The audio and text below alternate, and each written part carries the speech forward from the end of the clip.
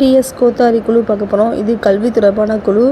இந்த குழு அமைக்கப்பட்ட ஆண்டு வந்து 1964 ஜூலை 14. இந்த குழுவோட அறிக்கை சமர்ப்பிக்கப்பட்டது எப்போதுன்னா 1966 வந்து இந்த குழுவோட அறிக்கையை சமர்ப்பிக்கிறாங்க.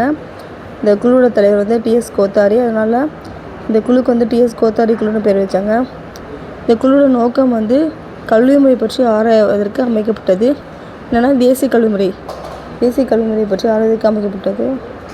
இந்த குழு வந்து 1964 வந்து பிரதமர் இருந்த இந்திரா காந்தி, அப்போதைய பிரதமர் இந்திரா காந்தியிடம் வந்து 1966 வந்து அது வந்து இந்திரா காந்தி அரசிடம் வந்து இந்த அறிக்கையை வந்து சமர்ப்பித்தாங்க. அவங்க பரிந்துரை பண்ணாங்க என்னென்னு பார்க்கலாம். நாடு முழுவதும் 10th +2 +3 என்ற கல்வி முறை வந்து அறிமுகப்படுத்தப்படணும்னு சொல்லிட்டு சொன்னாங்க.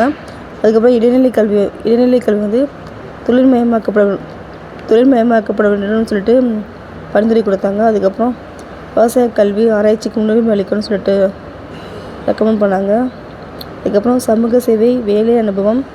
இந்த கல்வி திட்டத்தில் பார்த்திங்கன்னா வேலை அனுபவம் உள்ள இந்த வேலை அனுபவம் உள்ளதை கல்வி திட்டத்தில் வந்து கட்டாய பகுதியாக சேர்க்கணும்னு சொல்லிட்டு ரெக்கமெண்ட் பண்ணாங்க. அதுக்கப்புறம் உயர்நிலை ஆராய்ச்சி மையங்களை ஸ்ட்ராங் பண்ணணும், பலப்படுத்தணும்னு சொல்லிட்டு ரெக்கமெண்ட் பண்ணாங்க. அதுக்கப்புறம் இந்தியாவில் கல்வி வளர்ச்சிக்கான கொள்கைகள் வழிகாட்டுதல் வழங்கணும்.